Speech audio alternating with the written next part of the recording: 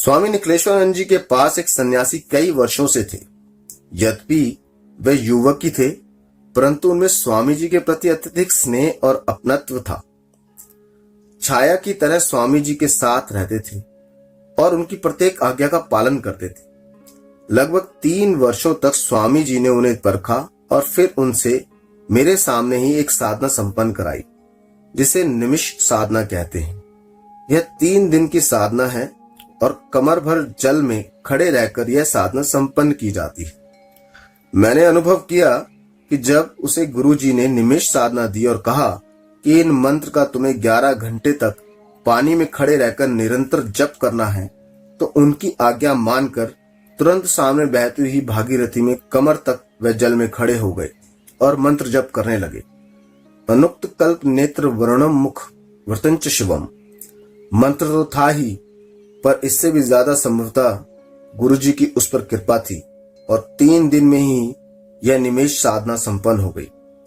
बाद में यही युवक सन्यासी योगत्वानंद के नाम से पूरे भारतवर्ष में विख्यात हुए। मैं इस घटना के 40 वर्ष बाद उनसे मिला था। तब उनका शरीर थोड़ा ढल गया था। मैंने देखा कि उनकी आंखों में कभी भी निमिष नहीं पड़ा था, अर्थात पलक नहीं झपकती थी। इसके साथ ही वे बहुत दूर की वस्तु भी साफ साफ देख लेते थे। 1000 मीटर दूर पेड़ पर चलते हुए कीड़े को भी वे साफ साफ देख लेते थे। इस साधना से ही उन्हें यह वैशिष्ट्य प्राप्त हुआ था। एक बार हम सब उत्तर काशी में अलकनंदा के किनारे बैठे हुए थे। उस समय मेरे अलावा तारकेश्वर बाबा, नागा बाबा, बंगाल के राम ठाकुर, मां योगिनी सिद्धि, माता एवं अन्य कई गुरु भाई बहन विद्यमान थे। बातचीत काया भेद पर चल पड़ी। उन्होंने काया भेद को समझाते हुए कहा कि यह पंच तत्व से निर्मित काया रोग का घर है। इसमें मल मूत्र के अलावा और कुछ भी नहीं है। हम अनुभव करते हैं कि भोगों को भोग रहे हैं, परंतु सही रूप में तो हम भोगों को नहीं भोगते, वरन भोग ही हमें भोग लेते हैं। हम साधना या तपस्या नहीं कर पाते, अपितु वह ताप ही हमें जलाकर राख कर देता है। हम काल को व्यतीत करने का चिंतन करते हैं, परंतु काल स्वयं ही हमें समाप्त कर देता है। कई अर्थों में तो हम काया को अत्यधिक जीर्ण और रोग युक्त बनाकर दुख उठाते हैं। यह काया भेद साधनात्मक दृष्टि से ही संभव हो सकता है, क्योंकि जिस प्रकार स्वर्ण अग्नि में तपकर कंचन बन जाता है, उसी प्रकार तपस्या की अग्नि में जल करके ही यह शरीर दिव्य और उद्दत बन जाता है। रोगरहित काया विशिष्ट साधना से ही संभव है, जिसे सोहम साधना कहा जाता है। जिसके बाद उन्होंने रोग रहित सोहम मंत्र को विस्तार से समझाया और बताया कि यह गोपनीय मंत्र अत्यधिक दुर्लभ कहा जाता है। इसे काली हृदय भी कहा जाता है। इसके ऋषि महाकाल भैरव, छंदज विराट तथा सिद्ध काली देवता है। इसका बीज क्रेंग तथा शक्ति रींग है। यह मंत्र है ओम रीम क्रीम में स्वाहा। जो नित्य सिद्ध काली का ध्यान कर इस मंत्र को 1.25 लाख बार 7 दिन जपेगा, उसका सारा शरीर रोग रहित हो जाएगा। सिद्ध काली का ध्यान भी उन्होंने मुझे बताया था, जो कि आज भी मुझे स्मरण है।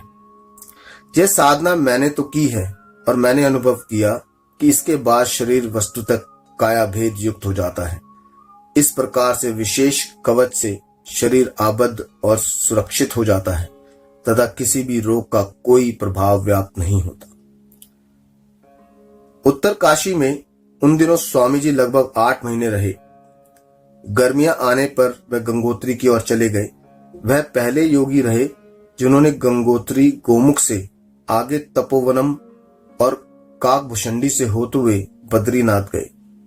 मुझे भी उनके साथ 3 बार गंगोत्री गोमुख से आगे बर्फ पर होते हुए बद्रीनाथ जाने का अवसर मिला।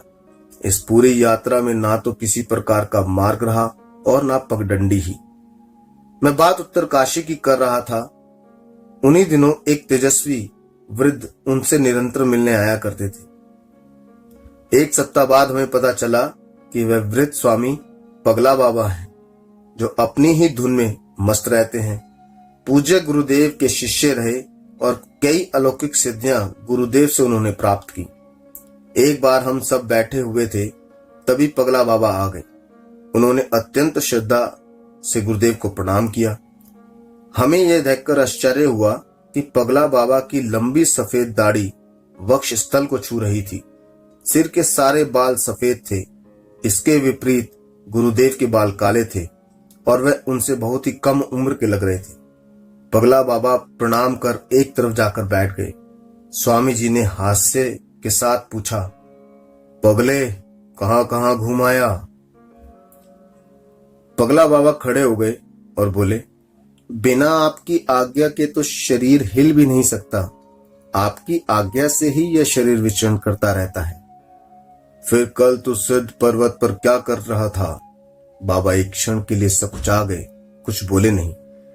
बाद में हमें मालूम पड़ा कि पगला बाबा 11 वर्ष तक स्वामी जी के साथ रहे, बहुत निकटता रही और अपने ही मग्न रहने के कारण स्वामी निकलेश्वरानंद जी ने उनका नाम पगला बाबा रखा है। स्वामी जी की ही कृपा से उन्हें लोकांतर साधना भी संपन्न की है और सफलता प्राप्त की है, जिससे वे आकाश मार्ग से हिमालय दिव्य आश्रमों की यात्रा कर पाते हैं। वे जहां भी जाना चाहते हैं सशरीर चले जाते हैं और वहां जितने समय तक रुकना चाहें रुक जाते हैं। उन्हें सर्दी, गर्मी, वर्षा का कोई प्रभाव व्याप्त नहीं होता। हम ऐसे विलक्षण साधना संपन्न व्यक्तित्व को छोड़ना नहीं चाहते थे। बाहर से तो यह व्यक्तित्व बहुत सीधा साधा सरल दिखाई देता है। ऐसा अनुभव ही नहीं होता कि इसके पास किसी प्रकार की कोई साधना या सिद्धि होगी। पर ज्यों ज्यों हम उनके संपर्क में आए, त्यों त्यों उनके साधना रहस्यों को समझा और अनुभव किया कि वे उच्च कोटि के योगी हैं। परम पूज्य गुरुदेव की उन पर असीम कृपा रही। बाद में पगला बाबा सिद्धाश्रम के योगी बन गए। हमने कुछ दिनों बाद पगला बाबा की उपस्थिति में ही लोकांतर साधना की चर्चा चलाई तो गुरुदेव ने बताया कि यह साधना काफी कठिन है। पहले शांभवी दीक्षा प्राप्त की जाती है और उसके बाद 3 वर्षों तक गुरु का सहचार्य प्राप्त करने के बाद ही यह साधना प्राप्त की जा सकती है। इस साधना में पहले अपनी देह को पूर्णतः सिद्ध एवं पारदर्शी बनाया जाता है।